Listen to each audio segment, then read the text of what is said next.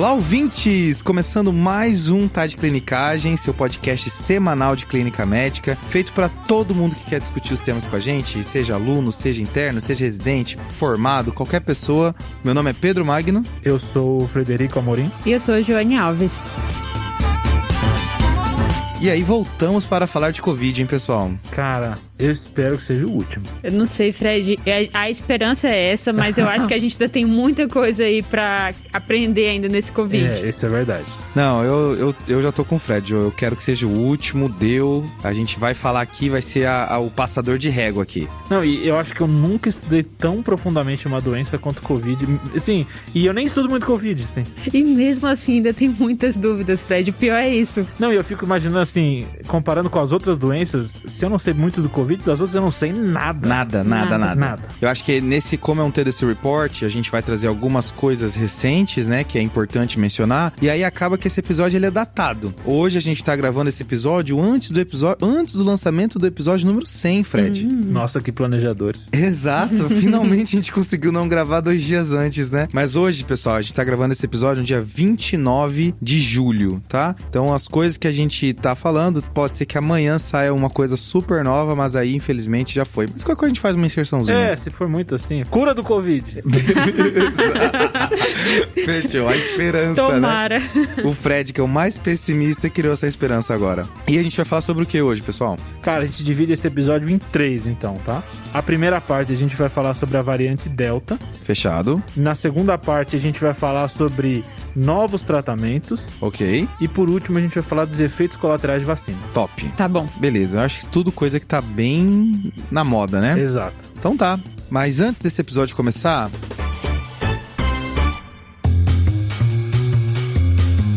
Interrompendo o episódio para falar novamente da parceria TDC e Whitebook, hein, Fred? A gente já comentou alguns conteúdos do Whitebook aqui, mas agora a gente está falando especificamente do Covid, né? Exato. E o Whitebook tem toda uma página exclusiva do Covid. Quando você abre o aplicativo, já tá Covid-19 ali na frente.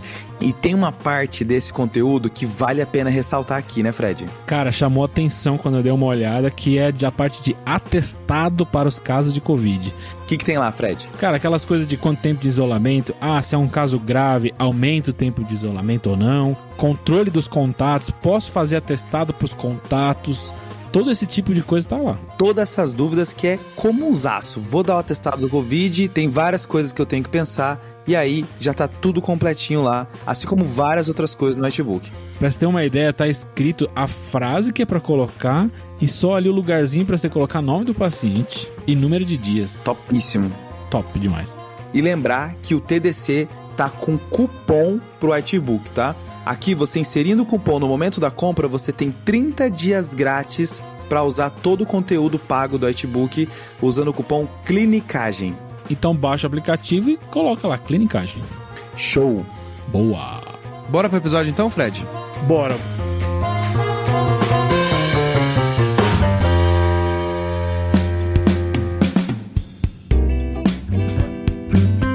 Acho que o primeiro assunto são as variantes, né, Pedrão? Exato, Fred. Foi interessante, por um lado, ler um pouco sobre isso, ao mesmo tempo frustrante, porque não tem tanta coisa palpável assim, mas vamos tentar resolver um pouco desses problemas aqui. Acho que o primeiro ponto é deixar claro que é normal do vírus sofrer mutações e ter variantes. Todo vírus, ele acaba fazendo isso, tem potencial para isso, e a gente sabia que o coronavírus também ia acontecer isso.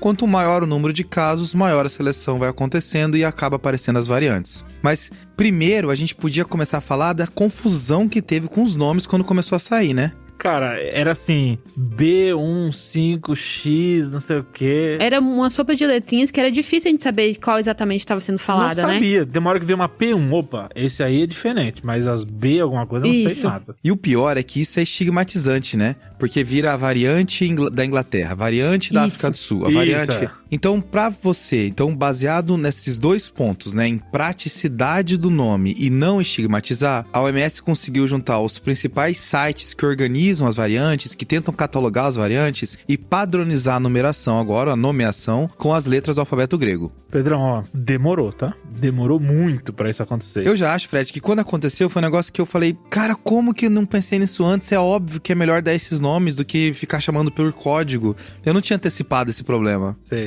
E aí, assim, antes da gente falar de cada letra, é importante explicar como que a OMS organiza essas variantes, porque ela divide em dois grupos.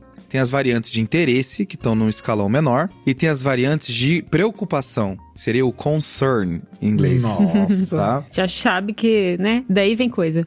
Exato. Então hoje a gente tem 4 variantes de preocupação, que são a alfa, a beta, a gama e a delta, que é a que eu vou dar mais destaque hoje. As 4 primeiras, então. Legal, Exato. legal. E é engraçado, Pedro, que no último episódio, o episódio de vacina, né? Certo. Que a gente vai fazer algumas diferenças desse episódio aqui. Que é o episódio número 71, né? Boa. E é engraçado porque nesse episódio você fala assim, e agora tem uma nova variante, a B1.1. Cara, eu nunca vou reouvir esses episódios de Covid. Eu tenho certeza que eu falei merda. Era a ilusão que seria a última, né? Exato. Então, essas alfa, beta, gama e delta, elas são as variantes de preocupação e elas estão nesse nível porque, além de alterações genéticas que são capazes de fazer a doença ficar ou mais transmissível, ou mais grave, ou burlar o nosso sistema imune, elas já estão presentes na nossa sociedade. Elas já estão sendo uma preocupação ativa. Beleza. E aí a alfa é aquela que era do Reino Unido, que já era mais transmissível. Aí a beta veio da África do Sul, que também era mais transmissível e tinha mais virulência. A gama é aqui do Brasil, né? Oba!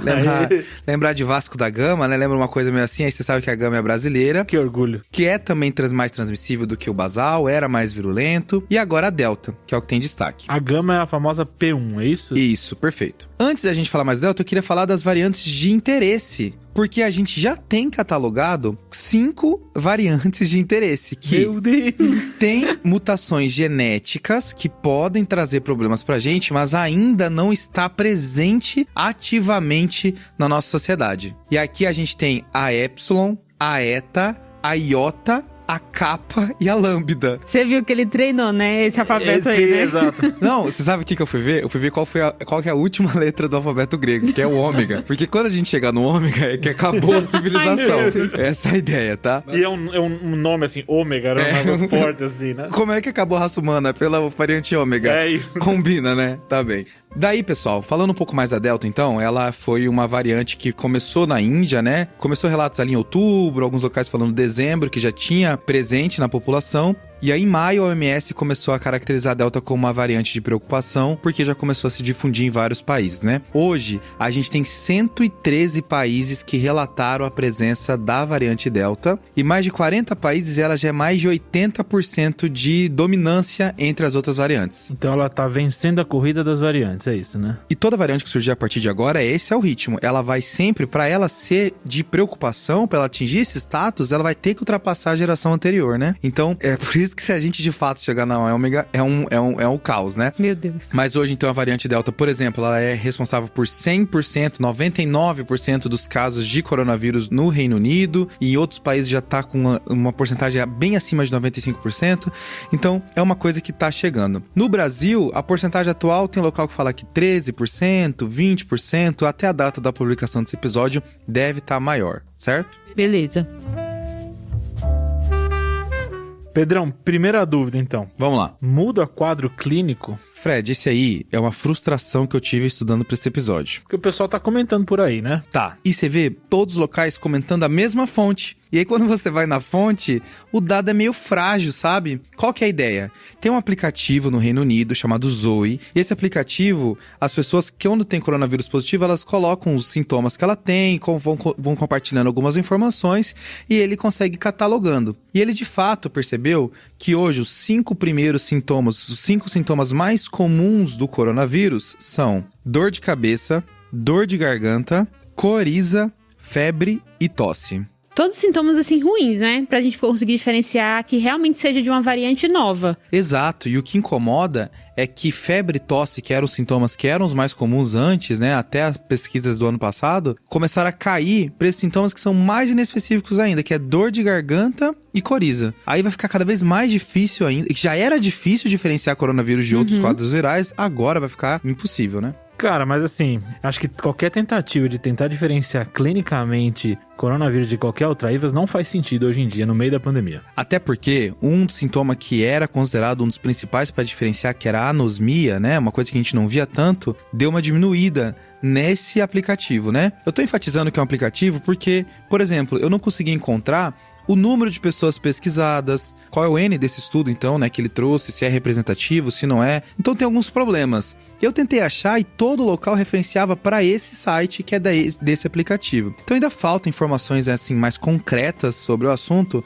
mas parece de fato ter uma mudança do padrão agora com esse Delta. Acho que dá pra puxar pra aquelas pessoas que falavam assim, isso não tá parecendo Covid porque tem muita coriza e dor de garganta. Acho que talvez isso já não vale mais, né? Exato, Fred. Talvez acho já que não valesse na época, mas agora a gente tem uma noção maior que não vale, né? Aí, perfeito. Acho que esse é o importante a gente frisar aqui. Beleza, então se o quadro clínico agora é ainda mais difícil de diferenciar, como é a transmissibilidade dessa nova variante? Aqui, Jô, pra ela ter dominado o espaço que ela dominou, é porque ela é mais transmissível, tá? Tem os locais que documentam, assim, uma transmissibilidade 50% maior do que a alfa. A gente tem algumas pesquisas que avaliaram a transmissibilidade dentro da casa e com a delta é maior também, então ela é mais transmissível do que as variantes anteriores e é por isso que ela vai dominando tudo. Tá, e isso aumentou, teve impacto no número de internação? Isso é legal, Jô, porque tem uma pesquisa escocesa que mostrou que o número de internações com a delta é maior do que com a alfa, né? Como eles conseguem perceber o padrão de predominância da variante, antes era só alfa, agora é só delta, eles conseguem perceber uma mudança da hospitalização. A delta, ela acaba hospitalizando mais do que a alfa,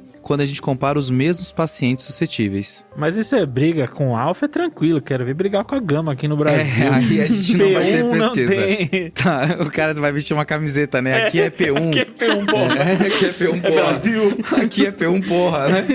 Beleza. O que a gente não sabe é se esse aumento de transmissibilidade, esse aumento de internação, também vai acarretar um aumento proporcional de mortalidade, né? Esse ainda falta estudos mais robustos, né? Até porque agora começa a confundir tudo, porque entra a vacina acaba tendo um pouco de proteção, e aí você já não sabe exatamente o que é vírus, o que não é, quem é suscetível, quem não é, fica muito mais complicado fazer estudos. Cara, aproveitando que você mencionou de vacina, tem alguma coisa de menos efetividade, menos eficácia de vacina para Delta? Aí tem coincidências, né, Fred, que volta e meia o TDC se encontra, né? Por exemplo, quando a gente gravou o episódio Primeira Crise Convulsiva, o New England publicou um artigo sobre Primeira Crise Convulsiva 5 dias antes da gravação. Top. E a gente agora também tem um artigo do New England, publicado 7 dias antes dessa gravação, sobre efeito das vacinas na variante Delta. Então esse é o timing perfeito para esse episódio. Exato, tá?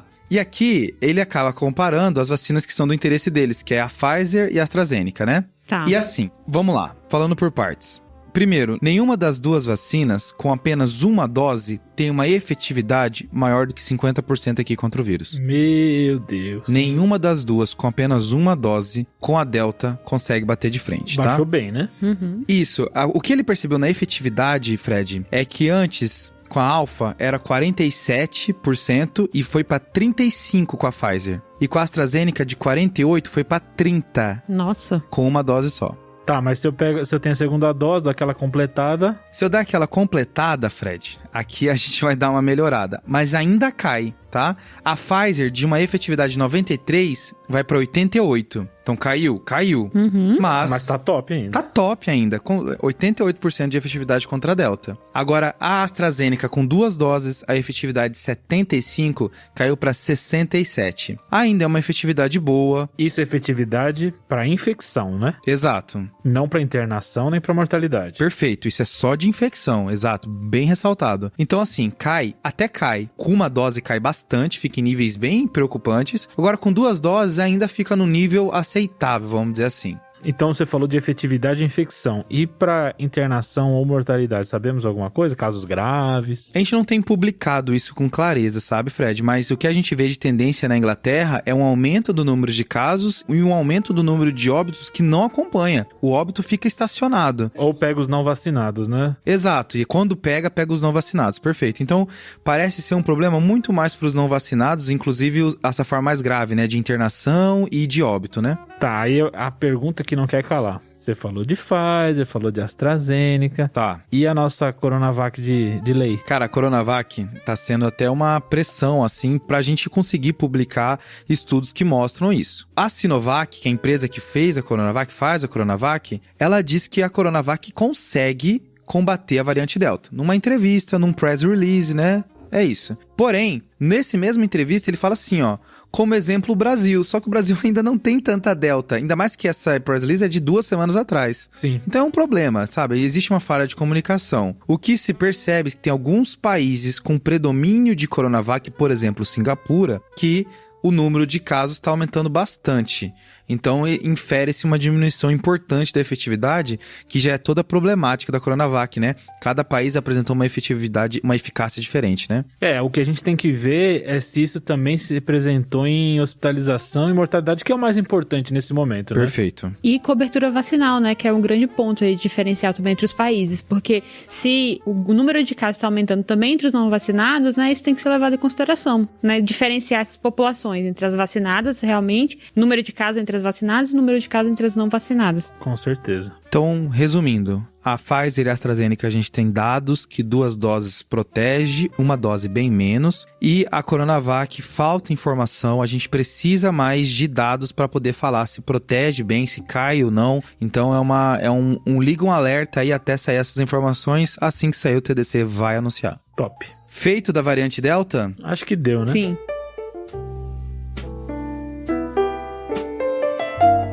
Vamos falar um pouco sobre novos tratamentos aí que estão surgindo. Tem gente que já se jogou, tem gente que não se jogou. Cara, e pior que a gente sempre, quando vai falar de Covid, joga essa, né? Novos tratamentos. Mas eu queria dividir em 2 grupos. Tratamentos para pacientes internados e tratamento para pacientes não internados. Opa! Fechou? Fechou. Tá. Tratamento para paciente internado, o que eu sei é o estudo Recovery, 6 miligraminhas, 7 a 10 dias ou até alta. Pronto, então você falando do corticoide, né? Exato. Isso. Recentemente... Da dexametasona. Isso. Recentemente, a OMS fez a 2ª recomendação de droga para o Covid. Opa! A primeira tinha sido corticoide. Beleza. E recentemente tem recomendação agora pela diretriz da OMS de usar tocilizumab. Opa! Não é para artrite reumatoide. O anti-interleucina 6, né? Exato. A única coisa que eu tinha decorado dessa droga é que ela zera PCR e VHS, né? Mentira, é isso? Porque o PCR e VHS dependem da interleucina 6 para serem aumentadas. Então o paciente ele vai pro PCR e VHS lá no chão, só que não quer dizer que não tá inflamado, só quer dizer que você não consegue mais dosar aquela substância. Top, eu não sabia dessa informação. Então assim, o tocilizumab ele teve vários estudos mais ou menos mostrando que ele não tinha efeito nenhum. Tá. Até que vieram 2 grandes estudos. Certo. Que são de equipes que fazem vários trabalhos ao mesmo tempo, né? Tem uma que chama REMAP-CAP, que é uma equipe que fez vários trabalhos associados à pneumonia. Certo. E que fez um trabalho com tocilizumab. Fechou. E viu nesse trabalho que teve uma diminuição de mortalidade em pacientes que usavam tocilizumab. Mas esses pacientes eram pacientes bem específicos. Então eram pacientes que estavam para piorar em 24 horas a 48 horas de pior. Então, por exemplo, é um paciente que está no catéter de O2, ele vai para catéter nasal de alto fluxo. Beleza. Ou ele acabou de ser entubado. Eu achei que você estava fazendo uma coisa meio mandiná, assim. Não, esse paciente no catéter de 1 litro vai para 5 litros amanhã. Não, mas é sair de dispositivo, né? Você começou a ver uma piora franca respiratória. Isso é por mudança de dispositivo ou alguma mudança do padrão respiratório do paciente. Beleza. Não é só o feeling clínico, assim, né? Não é para ser. Tá bem. E viu diferença de mortalidade. E aí, inicialmente, a recomendação ficou essa. E aí chegou o estudo Recovery. O Recovery parece assim, todo mundo tá com dúvida, ele vai lá e resolve, né? Não. sai uma luz assim, Isso. beleza. Porque os trabalhos antes eram de 150, 200 pacientes. Esse trabalho do Remap Cap são 800 pacientes, Tá. mas aí do Recovery são 4.116. Aí não Minha tem... nossa senhora, é muita Não dá gente. pra brincar. Não dá, é demais. Os pacientes do estudo eram pacientes com Covid grave. Tá, E aí, só lembrar, a gente tá acostumado a ver paciente hospitalizado e tal, mas o Covid grave, pra OMS, é uma saturação menor que 90%, tá bem. ou frequência respiratória maior que 30%, ou algum sinal de dispneia, tipo uso de musculatura acessória, cianose, Beleza. etc. Então, o paciente, por exemplo, no Brasil, internou, ele já é grave. Entendi. Não é necessariamente o paciente crítico, ou seja, o paciente entubado, etc. Aí é um outro nível. Então, a gente tem leve, moderado, aí o grave é o paciente com saturação baixa e o crítico é o paciente entubado. Fechou. Então, grave e crítico entraram nesse estudo. Certo. E junto com isso, precisava ter um PCR maior do que 75. Ah, beleza. Tinha a condição de um PCR tá alto, o paciente tá Isso. inflamado, né? Exato. Enquanto no outra condição era o cara que tava piorando, esse era mais simples, é só ter um PCR maior que 75. Tá. E qual é a unidade desse PCR? Então, esse é o problema do PCR, né? Que tem essas dúvidas de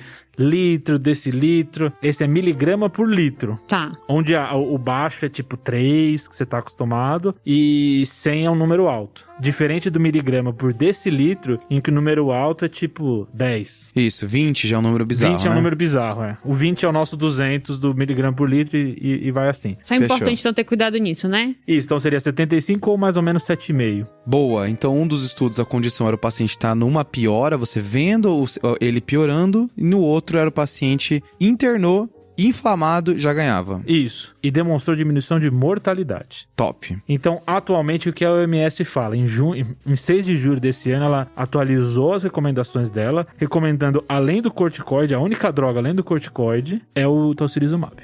Uma dúvida que eu tenho, Fred, é em relação a paciente já entubado já. Imagina assim, eu tô com um paciente que já... O pessoal correu atrás do tocilizumab, mas não tava conseguindo achar. E aí, quando conseguiu, ele já tá no 4º dia de tubo. Os artigos falam dessa situação? Tem um artigo inicial chamado Impacta, Tá. que foi um dos primeiros artigos que viu essa ação do tocilizumab. E não teve melhora nos pacientes intubados. Entendi. Então fica essa dúvida. Já no Recovery, a gente vê que tem uma porcentagem, 13%, 14% de pacientes intubados. Só que o paciente fazia tocilizumab já no começo. É o cara que recém foi entubado, provavelmente, né? Exato. Então essa situação específica onde tá no meio da jogada e começa, é difícil. Exato, porque um grande problema do tocilizumab é que ele é um imunossupressor, né? Isso. Então ele pode predispor a outras infecções, né? Ainda mais um paciente invadido com tubo, acesso. Então essa é uma preocupação que a gente tem com o tocilizumab, e com o paciente entubado você fica um pouco mais receoso, né? E essa preocupação existe exatamente pela disponibilidade da droga, né? Isso, que você não vai conseguir fazer tão rápido, né? Exato. Que é nesse momento da piora que o Fred está falando, né? O ideal é fazer quando começou a piorar, por exemplo. Aí assim, se você pegar esses valores, você daria tocilizumab para vários pacientes internados, para a maioria dos pacientes internados. Certo. Aí o Ministério da Saúde, na verdade a Conitec, ela tem uma diretriz recente sobre o uso de medicações no Covid. Opa. E o que ela comenta? Ela comenta assim, realmente o estudo pegou vários pacientes, mas como essa é uma droga que é de difícil acesso, Tá. que eu não vou conseguir dar para todo mundo, o ideal seria priorizar esse grupo de pacientes que estão em piora. Tá. Entendi. Não pensando que o outro não vai melhorar, talvez não seja isso. É assim, eu vou priorizar quem tem mais chance de piorar, ou seja, esse cara que entrou no autofluxo agora, esse cara que tá precisando de VNI, esse cara que acabou de ser entubado, eu vou priorizar esse pessoal e ao invés de dar pra todo mundo, porque é uma droga cara, difícil de se obter, etc. Entendi. Essa indicação da OMS de dar pra todo mundo que chega com Covid grave com PCR acima de 75 não é universal. O NIH, por exemplo, ele foca mais no paciente do outro estudo, que é aquele paciente que foi hospitalizado recentemente, dentro dos últimos 3 dias, que está em piora, então precisou de cateter nasal de alto fluxo, VNI, intubação, ou foi para UTI nas últimas 24 horas. Então, diverge aí os consensos de quem é o paciente. Eu, pessoalmente, acho o da OMS muito mais fácil de seguir, mas entendo que talvez priorizar os que estão em piora seja melhor mesmo. Fechou. E tem mais outra coisa sem ser o tocilizumab, Fred? Tem outro IL-6 que foi usado junto, que foi testado também, que é o Sarilumab. Meu Deus. Mas assim, menos evidência do que o tocilizumab. A princípio, o tocilizumab é o que a gente sabe mais. Tá Beleza. bom. Talvez a história do benefício da classe. Isso, e não necessariamente droga específico, né? Tá. Então eu vou decorar só esse nome. Só tocilizumab. Mas acho que é um nome que a gente fala pouco de uma droga que a princípio tem melhora de mortalidade. A gente discute pouco essa droga, eu acho. Eu tenho ouvido muito nos últimos meses, assim, sabe? Mas tem mais gente se informando, até pessoas leigas falando sobre isso. Ótimo. Eu Né? acho que tá correndo na boca pequena. Boa. Aí o segundo grupo de imunossupressores que a gente tem, então, a princípio a terapia para Covid hoje em dia é mexer com imunidade, né? Então a gente falou de interleucina 6, agora a gente vai falar dos inibidores de JAK. Meu Deus. Fazia tanto tempo que eu não via isso. Né? JAK, Janus, não sei o quê. Mas os dois famosos são o baricitinib e o tofacitinib. Beleza. Baricitinib, a gente tem estudo que com diminuição de mortalidade saiu no New England. Inclusive o NIH já recomenda o baricitinib ou tocilizumab. Então, só lembrando, o paciente em corticoide, eu adicionaria um desses, né? Então, o tocilizumab já é recomendado por a maioria das diretrizes, mas o NIH especificamente já recomenda que pode ser o tocilizumab ou o baricitinib. A gente não tem dado dos dois juntos. Então, a princípio não é para dar os dois juntos, que aí é uma imunossupressão bem importante, né? Tá. Fechou. Mas a princípio aqui uma indicação não tão universal ainda, né? Isso, tá em estudo. Então, Beleza. assim, baricitinib, e aí tem um segundo, que é o tofacitinib, que foi estudado no Brasil. Opa, ficou famoso quando saiu. Ficou. É um estudo que não tinha capacidade para ver diminuição de mortalidade, mas ele via diminuição do desfecho composto usando o tofacitinib, Tá. que era a ventilação e a mortalidade. Certo. Então, essa classe tá ficando agora interessante para ser estudada e o Recovery já vai ter um braço para avaliar o baricitinib nos próximos meses aí. Tá bom. Então a gente provavelmente vai ter essa resposta, será que a gente vai adicionar essa droga ou não, nos próximos meses. Top. Mas, Fred, o que eu mais quero saber é o corticoide. Então, né?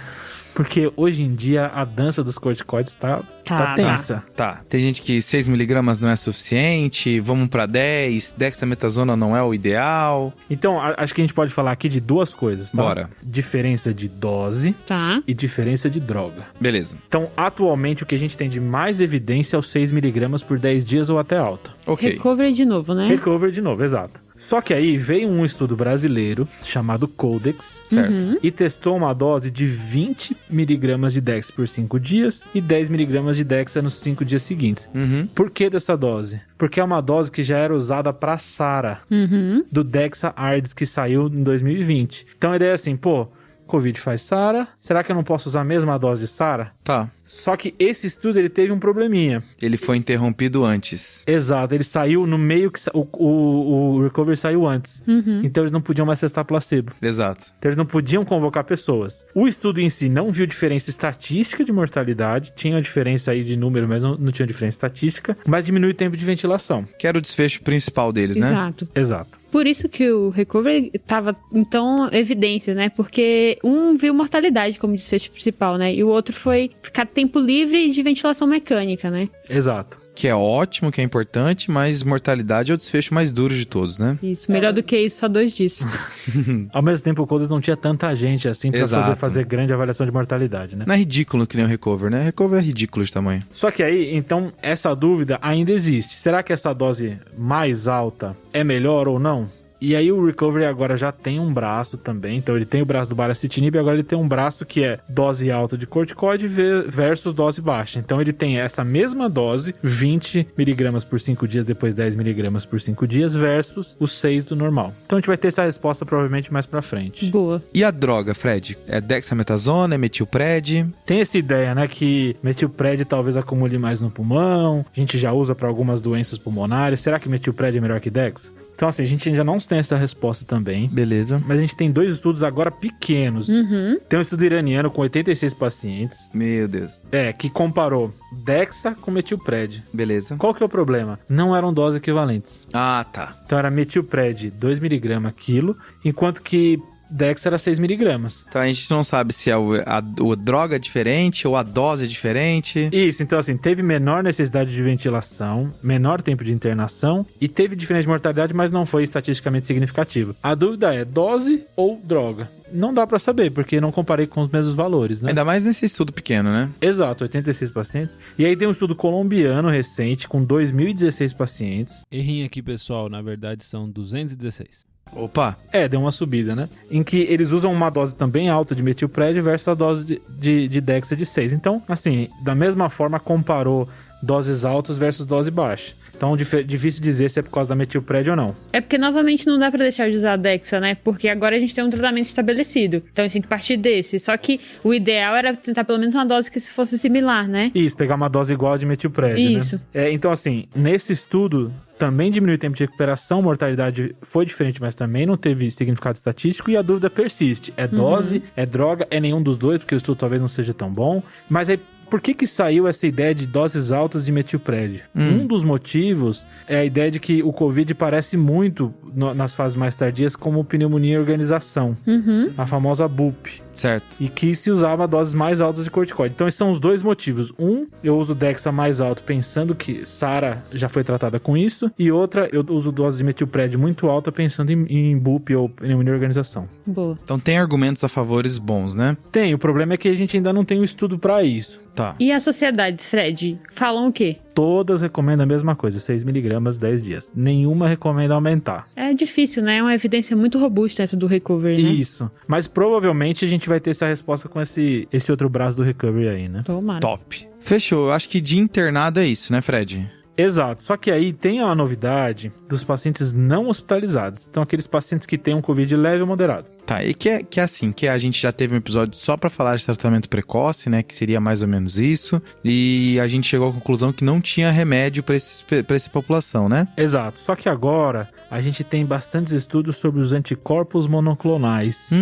Os famosos anticorpos neutralizantes, certo. etc. Então, o que a gente tem? Esses anticorpos monoclonais foram estudados em pacientes internados e não obtiveram melhora. Ok. Só que em pacientes ambulatoriais de alto risco, com menos de 7 dias de sintomas, eles tiveram uma boa diminuição de hospitalização. Tá. Como o estudo não são estudos super grandes, a diferença de mortalidade não é tão fácil de ser vista. Em alguns até viu alguma diferença. Então, assim, a gente já tem recomendação do NIH falando para fazer. Tá. E do IDSA também. Não entrou na OMS ainda, mas talvez uma hora entre. Então, quais são esses remédios, Fred? É aí que começa os nomes. Ah. Vou falar 2 e você já vai falar pra eu parar, tá? Tá, nesse momento o Fred tá colando o nome, tá? Casirivimab. Beleza. Junto com Indevimab. Indevimab, beleza. Esse é um coquetelzinho. Tá. Isso tudo é um só. Um só. Ah, tá bem. Tem os outros. 2 em 1. Sotrovimab. Meu Deus do céu. Benlanivimab com Etesevimab. Esse eu já tinha ouvido falar, já.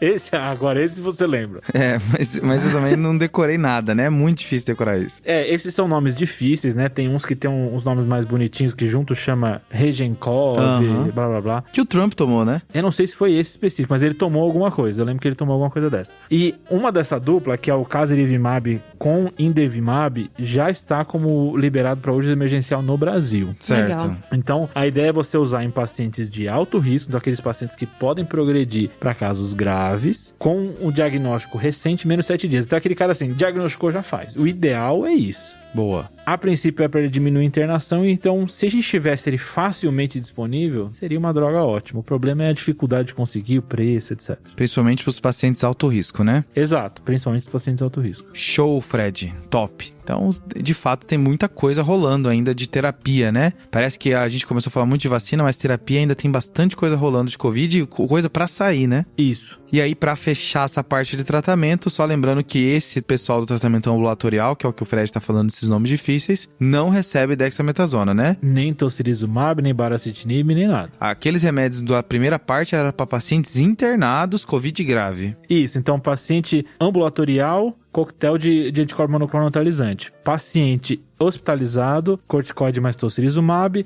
talvez no futuro baricitinib ou tofacitinib. Boa.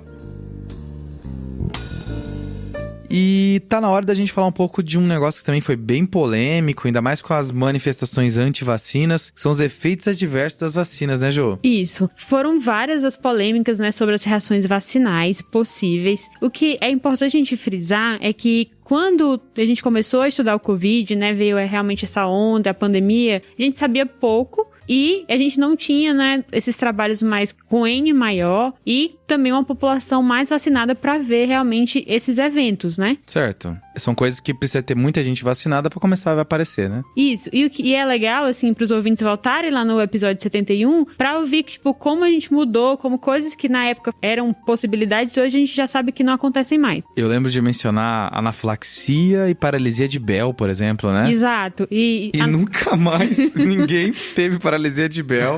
É uma coisa que zero preocupante, Eu né? lembro o medo da anafilaxia. Não, tem que ter adrenalina em todo local de vacinação, a loucura dessa. Aí tu olha hoje o local de vacinação, o cara faz no posto de gasolina, né, cara? Mas beleza. Todo lugar. E o que é legal, acho que só trazer esse dado da anafilaxia, é que o que a gente sabe é que houve 4,5 eventos por milhão de pacientes que receberam vacinação de Covid nos Estados Unidos, né? Que é o melhor dado. Tá. E desses eventos, todos foram em pessoas que tinham história de reação alérgica. Certo. E ocorreram em até 30 minutos. Nenhum deles levou a óbito. Então, bem tranquilo, né? Já teve algum processo alérgico? Vai tomar vacina num local que tenha suporte e vai passar meia horinha, uma horinha ali bem calminho lá, a ver se não vai ter nada, né? Exatamente. Nos Estados Unidos tem até aquela EpiPen, né? Que o cara carrega junto, já tem adrenalina no bolso e... Aí, falhou o Fred, tá? Se eu falei no episódio perguntando aqui o que o Cauê falhou... no Brasil, mas tem que importar. Não, no episódio no episódio de anafilaxia tá excelente falando sobre isso, cara. Tá muito bom, vale a pena ouvir, tá, Fred? Valeu. Então, agora falando das outras reações, né, que realmente foram mais relatadas, que a gente viu agora pensando em aplicação mesmo, né, que saiu da parte de estudo ainda controlado para aplicação populacional. Aí Exato. tem coisa famosa. Isso, acho que a principal aqui é a trombose com trombocitopenia, né, que chamou a atenção da mídia com os casos que aconteceram aí, principalmente mulheres, mas houveram outros casos que foram noticiados. E o que houve associação maior foram com duas vacinas específicas, né, AstraZeneca e a Janssen, que é a Johnson & Johnson, são a mesma vacina. Beleza. O que é que a gente sabe? Realmente houve um número de casos. O que tem descrito, e aí essa é uma fonte que eu tirei do CDC, né? Esse dado eu tirei do CDC, é que houve um número de casos de trombose venosa central e também trombose de outro sítio atípico. Mas o que ele relata é que isso não foi superior ao número que seria esperado uma taxa basal de eventos de trombose associado com outras vacinas. Certo. Mas ele não diz com quais tipos de vacina ele estava comparando, né? E esse fato não é suficiente para contraindicar o uso da vacina. A mesma ressalva ele faz para a vacina da Janssen. O que é que ele diz? Ele fala que depois de aplicar 8,7 milhões de doses da vacina da Janssen, que é a base, né, uso de adenovírus, ocorreram 28 casos de trombose com trombocitopenia, que isso foram relatados, né, ao CDC, e esses casos também foram de locais incomuns, trombose de sítios atípicos. Eles acham que isso teve um número maior em mulheres, principalmente mulheres mais jovens, mas não quer dizer que houve uma preferência de idade, que isso, o fato da idade é em si um fator de risco. Certo. E para esses casos específicos, né, para as pessoas que tiveram a reação, eles orientam adiar a segunda dose para depois de um período que seria mais confiável, que seria 90 dias o corte. Tá bem. Então eles não falam pra fazer outra vacina. O que eles falam é que se for antes disso, dependendo do risco que a pessoa tem, você pode considerar mudar a segunda dose para outra vacina. Então, pelo que eu entendi, Jô, se a pessoa teve essa reação de plaqueta baixa mais trombose, lá fora a recomendação é ou troca ou faz a segunda dose com outra vacina ou espera 90 dias para fazer essa mesma de novo, né? A AstraZeneca de novo. Isso, considerando que, né, que vai ter uma vigilância adequada, né? Se o paciente vai ser seguido. E aqui no Brasil? Aqui muda, né, um pouco. Já tem 2 notas técnicas que foram lançadas, uma de abril e outra de junho. Mas a orientação é, se teve algum evento, né, de trombose com plaquetopenia, né, confirmado, então o ideal é a paciente mudar a segunda dose, ela deixa de tomar a vacina com base em adenovírus. Perfeito, que aqui é a Janssen e a AstraZeneca, né? Isso. Então ela deixaria de tomar essas duas vacinas específicas e tomaria uma vacina alternativa. Show. Essa reação de plaquetopenia com trombose parece aquela trombocitopenia induzida por heparina, né? Isso. Que a pessoa, a plaqueta fica baixa, mas ao mesmo tempo faz trombose, né? Isso. Alguns casos, inclusive, lá que o CDC conseguiu acompanhar, eles viram que tinha realmente a produção do anticorpo antiplaquetário. Certo. Só que isso não teve piora de prognóstico para esses pacientes. Perfeito, tá ótimo. Um segundo efeito colateral que está sendo muito relatado é a miocardite e pericardite, né? Que tá uma maior associação realmente com a Pfizer, que usam outro mecanismo, né, que é RNA, diferente da Janssen, diferente da AstraZeneca. A Moderna também tem esse mecanismo, né? Isso, que aqui não foi tanto uma vacina que a gente usou muito, mas fora sim, e essa estatística novamente é norte-americana. O maior predomínio foi em homens, jovens, assim, abaixo de 16 anos, mas não é uma exclusividade. Eita. E o que eles viram é que houve realmente um número de casos que parece que não foi superior aos casos esperados, pensando em qualquer etiologia viral, né, que é a maior associação, e todos esses casos não levaram à morte, nenhum teve um desfecho fatal. Tá? Alguns precisaram internar, outros precisaram de imunoglobulina, mas nenhum evoluiu a óbito. É foda porque é uma vacina muito boa e ao mesmo tempo uma complicação bem, no mínimo, chata, né? Sim. Porque tem casos de miocardite que a pessoa não recupera a função, né? Chata você jogou pra baixo. Péssimo, né? Miocardite, cara. É porque às vezes é miocardite que só aumentou a tropo, aí o pessoal sempre fez uma ressonância. Imagina só a tropa aumentando. Mas sem repercutir no paciente. Pode ser. O foda é quando repercute, o paciente fica com insuficiência cardíaca após isso, né?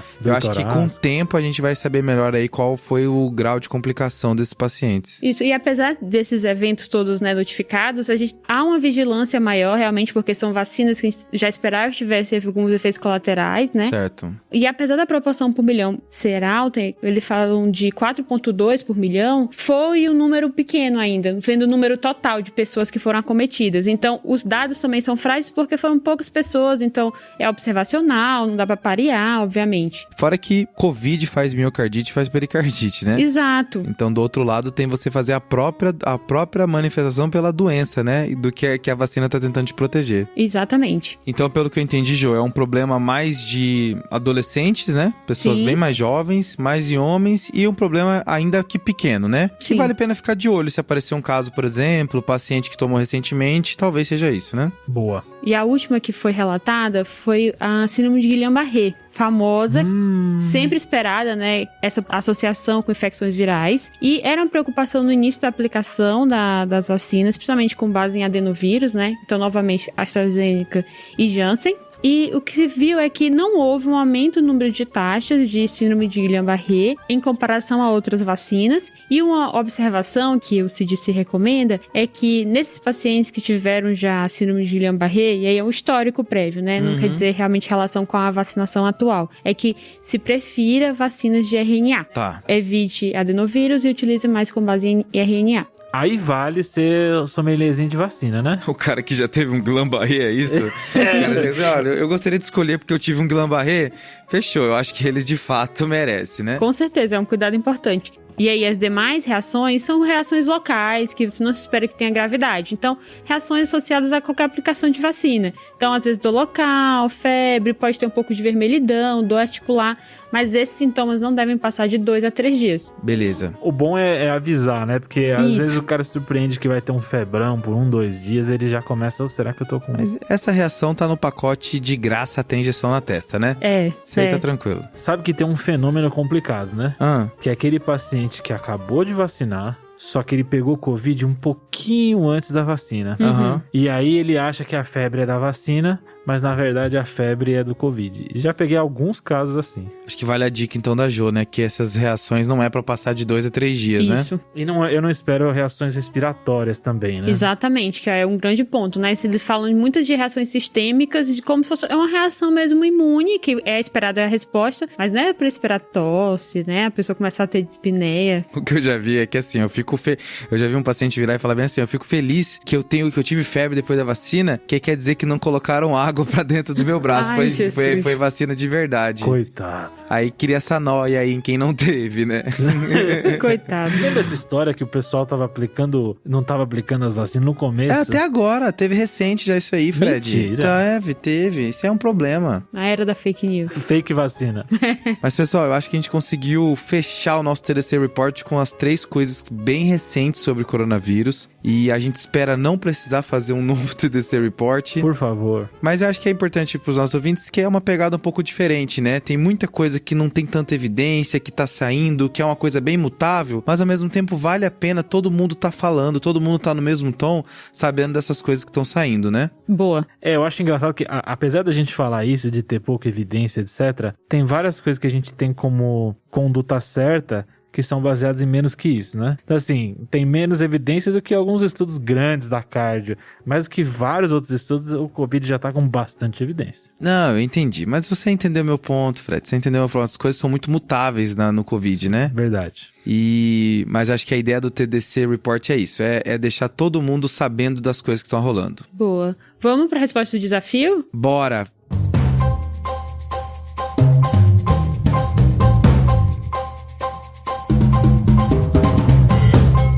Isso aí, Jô. Fechamos o nosso episódio. O desafio da semana passada era o seguinte: qual cândida que só de bater o olho você já sabe que ela não vai responder a azólicos, não vai responder ao fluconazol, certo? Certo. E você aí? vai ter que ir para as equinocandinas aqui. Aqui, a cândida clássica que tem resistência a azólico é a cândida cruzei. Certo? A cândida cruzei, ela tem uma resistência intrínseca, apesar de que a glabrata tem uma quantidade de resistência também bem alta aos fluconazóis. Muito TI isso aí. Pedrão, e teve um pessoal que falou da Auris, né?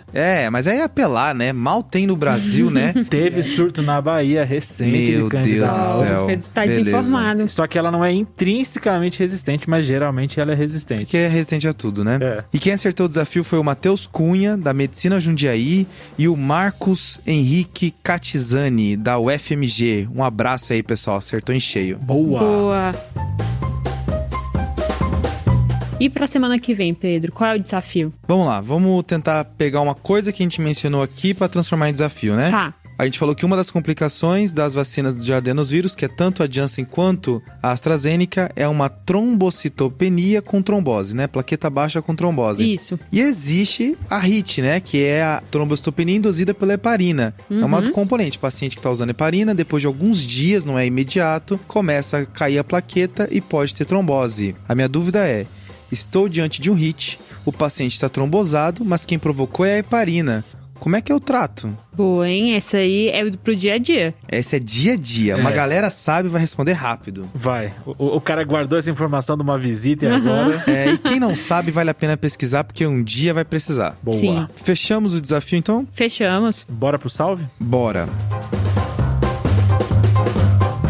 Boa, e o meu salve vai ser pra Eduarda Rabelo. Ela mandou pra gente no Instagram que ela fez um documento organizando os episódios por especialidade. Aí conforme ela vai rodando na especialidade, ela sabe os episódios que tem que ouvir. Algo que a gente já devia ter feito. Há muito tempo, mas tá vindo. A dica do site do TDC tá forte aí, tá? A Eduarda Rabelo, né, Duda Rabelo, eu tô tentando descobrir de onde ela é. Ela tem uns destaques no Instagram aqui de Aparecida, BH, Caldas Novas, Goiânia. Aí eu pensei que era daquela região, né?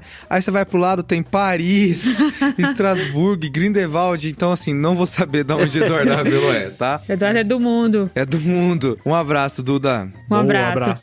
O meu salve vai pra Carol Tinoco. Ela sempre entra em contato aqui via direct do Instagram, dá várias dicas, né? Sugere temas de episódio. Top. É ótimo isso, porque a gente vai anotando. Tem vários temas que são legais, que a gente às vezes já tá pensando em fazer. E é mais um estímulo, né? Pra gente colocar na lista. Exato. E ela pediu pra gente mandar um salve pro pessoal de Volta Redonda, que é lá do Sul Fluminense. Então, um abraço aí pra todo mundo de Volta Redonda. Oba. Boa, Volta Redonda. E o seu, Fred? Cara, o meu salve é pro Ricardo Miranda Borges. Ele é um R1 de Clínica Médica da Unifesp. Fez Federal de Juiz de Fora. Tá. Falou pra gente que comprou o curso e vai dar o feedback pra gente assim que ele terminar o curso. Aí aguardando. Sim.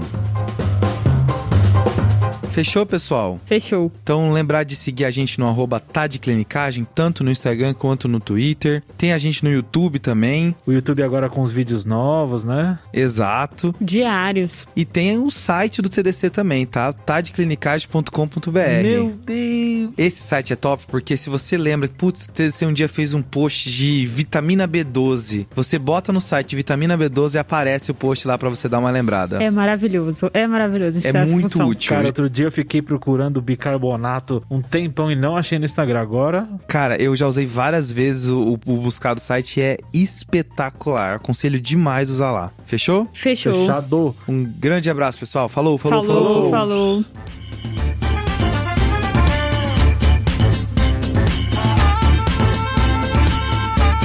Esse podcast tem como objetivo educação médica. Não utilize como recomendação. Para isso, procure o seu médico.